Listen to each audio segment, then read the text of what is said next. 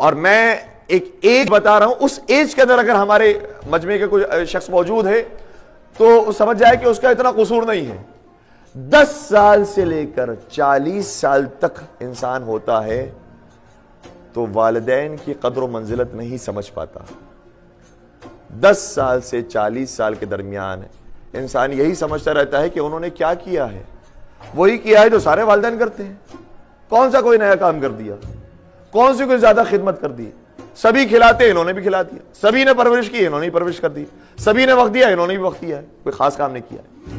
لیکن جب 10 سال اور 40 سال یا 10 سال سے پہلے ہو تو تھوڑا سا نادان ہوتا ہے، اس لیے زیادہ محبت ہوتی ہے ماں باپ سے، سب کچھ ہی ماں باپ ہوتے ہیں، جو چیز چاہیے وہ ماں باپ سے لینی ہے۔ لیکن جب 10 سال سے آنورڈز جانا شروع کرتا ہے تو کچھ لوگ ہوتے ہیں کہ انہیں ذرا جلدی عقل آ جاتی ہے۔ کب عقل آتی ہے؟ جب خود کی شادی ہوئی اور خود کی اولاد ہوئی۔ جیسے ہی اولاد ہوئی، اولاد کے بعد جو احساس ہوا کہ کتنی پریشانی ہوتی ہے ایک اولاد کے اندر، اور ہمارے ماں باپ 4 5 اولاد کو پال رہے تھے، تو پھر سمجھ میں آتا ہے کہ ہم ماں باپ نے بڑی قربانی دی تھی۔ لیکن اس وقت بھی بعض لوگ ایسے ہوتے ہیں کہ جو سمجھ نہیں پاتے ہیں یہ کام بھی سبھی نے کر لیا، ہم نے بھی کر لیا، کون سے بڑا کام کیا ہے، کارنامہ کیا ہے ہمارے ماں باپ۔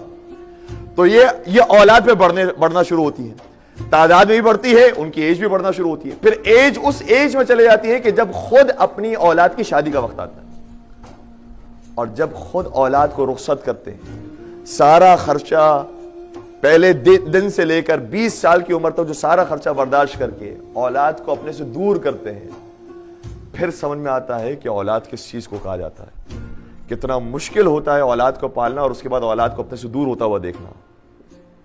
پھر اپنے ماں باپ کی قدر و منزلت ہوتی ہے۔ اس لیے اگر اس ایج کے اندر انسان موجود ہے تو کوشش یہ کرے کہ اگر نہیں بھی سمجھ میں آ رہی ہے لاجک، قرآن کی آیت پر عمل کرتے ہوئے، اس پر بھروسہ کرتے ہوئے یہ کام کیجئے کہ وَبِالْوَالِدَيْنِ إِحْسَانًا، والدین کے ساتھ نیکی کا سلوک کریں۔